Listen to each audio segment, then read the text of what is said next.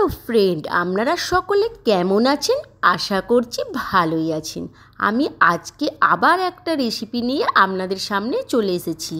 এখন আমি বানাবো ঘুগনি, কিন্তু ঘুগনিটা আমি আগেও বানিয়েছি, কিন্তু নিরামিষ ঘুগনি বানিয়েছি। আমি কিন্তু আমিষ ঘুগনি কোনো দিনও খাইনি, এই প্রথমবার কিন্তু আমি আমিষ ঘুগনি খাবো। আজকে দাদা হঠাৎ ফোন করে বলল যে আজকে পেঁয়াজ রসুন দিয়ে ভালো করে টেস্টি করে একটু ঘুগনি বানাও, কিন্তু কিভাবে বানাবো সেটাই বুঝতে পারছিলাম না। অনেক ভিডিওতে দেখেছি যে টমেটো পেস্ট করে নাকি ঘুগনি বানালে খুব সুন্দর হয়, সেটাই আজকে ট্রাই করব। এখানে পেঁয়াজ আদা রসুন সব কুচিয়ে পেস্ট করে নিয়েছি। এখানে টমেটো দিয়ে দিচ্ছি, আর টমেটোর সাথে দেবো কাঁচা লঙ্কা, দেব 4 পিস কাঁচা লঙ্কা, আর দিয়ে দেব গোলমরিচ আর এলাচ। তো এটা প্রথমে পেস্ট করে নেব। জানতেই পারছিলাম না যে কতটা জল দিতে হবে না দিতে হবে, তার জন্যে কিন্তু পেস্টের মধ্যে অনেকটাই জল পড়ে গিয়েছিল। কীরকম হবে না হবে খুব টেনশানে ছিলাম। তারপর এখানে তো মটরগুলো সেদ্ধ হয়ে গিয়েছিল, আর এইটা আমার প্রচণ্ড খারাপ লাগে জানেন তো বন্ধুরা, মটর সেদ্ধ হওয়ার পরে যে ওই খোসাগুলো যে খুলে যায়, আর ওই খোসাগুলো না ঘুগনির মধ্যে ব্যারব্যার করে, কিন্তু ওই খোসাগুলো আমার একদম ভালো লাগে না ঘুগনির মধ্যে ভেসে থাকলে। সেই হিসেবে সেদ্ধ করেই এইভাবে কিন্তু আমি খোসাগুলো ফেলে দিই ঘুগনির। আপনারাও কি তাই করেন? কিন্তু আমার তো একদম ভালো লাগে না, আমি তাই করি। আর এই গ্যাসটার একটা সমস্যা হয়েছে জানেন তো, সকাল থেকে এই গ্যাসটার মধ্যে একটা টোবের মধ্যে করে জল গরম করা হচ্ছে, টোবটা যে ছ্যাঁদা হয়ে গেছে সেটা বুঝতেও পারিনি, সেই হিসেবে গ্যাসের মধ্যে জলটা পড়ে গ্যাসটা নিভে যাচ্ছিলো। অনেক কষ্টে গ্যাসটা এখন ঠিক হয়েছে। কড়াই চাপিয়ে দিলাম, কড়াইয়ের মধ্যে গোটা জিরে, কালো জিরে, তেজপাতা দিয়ে দিলাম, দিয়ে ভালো করে ভেজে নেব।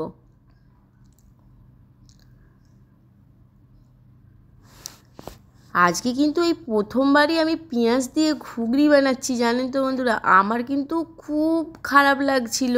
ভাবছিলাম যদি না ভালো হয়, দাদা কিন্তু এসে আমাকে খুব বকা দেবে যে কি রান্না করেছো, কিন্তু কেমন হবে আমি ঠিক বুঝতেই পারছিলাম না। আর এইখানে দিয়ে দিলাম পেঁয়াজ ভাজা হওয়ার সাথে সাথে একটু রসুন পেস্ট দিয়ে দিলাম, ভালো করে নাড়িয়ে চাড়িয়ে নেব। এবার নাড়িয়ে চাড়িয়ে এবার এখানে মশলার পেস্টটা দিয়ে দিলাম। যেন মনে হলো কত না কত জল দিয়ে দিলাম পেঁয়াজের মধ্যে, কিন্তু জানেন তো বন্ধুরা টমেটোটার মধ্যে অনেকটাই জল দিয়ে দিয়েছিলাম। যাকগে জলটা মেরে অনেকক্ষণ ধরে কষিয়ে নেব। একটু হলুদের গুঁড়ো দিয়ে দিলাম। আর কার কার এরকম পেঁয়াজ রসুন দিয়ে ঘুগনি খেতে ভালো লাগে, আর কার কার মশলা ভাজা দিয়ে শুধু নিরামিষ ঘুগনি খেতে ভালো লাগে, সেটাও কিন্তু কমেন্টে জানাবেন। আপনাদের উত্তরের আশায় কিন্তু আমি রইব। আর এখানে অল্প পরিমাণ লঙ্কার গুঁড়ো দিয়ে দিলাম। মোটামুটি জলটা কমেই গেছে, তো এবার আরও ভালো করে অনেকক্ষণ ধরে কষিয়ে নেব। আর এখানে একটু আদা পেস্ট দিয়ে দিলাম। আদা পেস্টটা দেওয়ার সাথে সাথে আপনারা বুঝতেই পাচ্ছেন এবার কিন্তু মশলাটার থেকে জল চলে গেছে। কষানো হয়ে যাবার পরে মটরটা মশলার মধ্যে দিয়ে দিলাম, ভালো করে নেড়ে চেড়ে কষিয়ে নেব।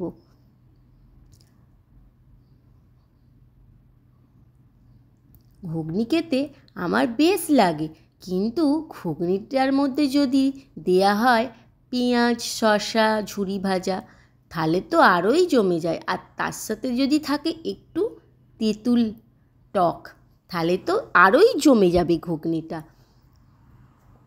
তো এবার আমি ঘুগনিটার মধ্যে দিয়ে দেব ধনেপাতা কুচি। আর ধনেপাতাগুলো দেখুন কীরকম দ্বারা যেন একটা হয়ে গেছে। পরিষ্কার করে ভালো করে ধনেপাতার কুচিটা ওপর থেকে ছড়িয়ে দিলাম। আজকে ভাবলাম নিরামিষ ঘুগনি করলে যখন ঘি দিতাম, আজকেও ভাবলাম যে সেই রকম ঘি আর ভাজা মশলা দেবো নাকি একটু, তো দিতেই হবে, নাহলে তো টেস্টটা আবার ভালো হবে না। সেই হিসেবে বাজার থেকে একটু ঘি নিয়ে এলাম, ঘিটাও শেষ হয়ে গিয়েছিল। আর এই দিয়ে দিচ্ছি অল্প পরিমাণ গাওয়া ঘি, আর দিয়ে দেব একটু ভাজা মশলা। খুব একটা ঝোল করলাম না, খুব হালকা পরিমাণ ঝোল করলাম। তো এটা আমার ঘুগনি রেডি হয়ে গেছে। আপনারা দেখে অবশ্যই বুঝতে পারছেন যে আজকে ঘুগনির রেসিপিটা কেমন হয়েছে। আমি কিন্তু বুঝতে পারছি না। আজকে কিন্তু দাদা আর রেশমি নয়, আজকে আমি আপনাদেরকে খেয়ে দেখাবো যে আজকের ঘুগনির রেসিপিটা কেমন হয়েছে। এই দেখুন বন্ধুরা, গ্রামের বাড়িতে তো রুটি পরোটা দিয়ে তো ঘুগনি প্রায়ই খেয়েছি, কিন্তু পাউরুটি দিয়ে যে ঘুগনি এত সুন্দর খেতে লাগে আমি এই প্রথম খেলাম। তো খুব সুন্দর খেতে লাগছে, কিন্তু হোটেলে বা রেস্টুরেন্টে এই পাউরুটি ঘুগনি অনেকেই পছন্দ করেন, আর আমার কিন্তু এটা খুব ভালো লাগলো।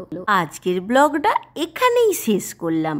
আমার ব্লগ যদি আপনাদের ভালো লেগে থাকে আমার চ্যানেলটিকে লাইক, কমেন্ট, শেয়ার, সাবস্ক্রাইব করে পাশে থাকা বেল আইকনটি টুং করে বাজিয়ে দিও। সকলে ভালো থেকো, সুস্থ থেকো, সাবধানে থেকো। বাই বাই বন্ধু।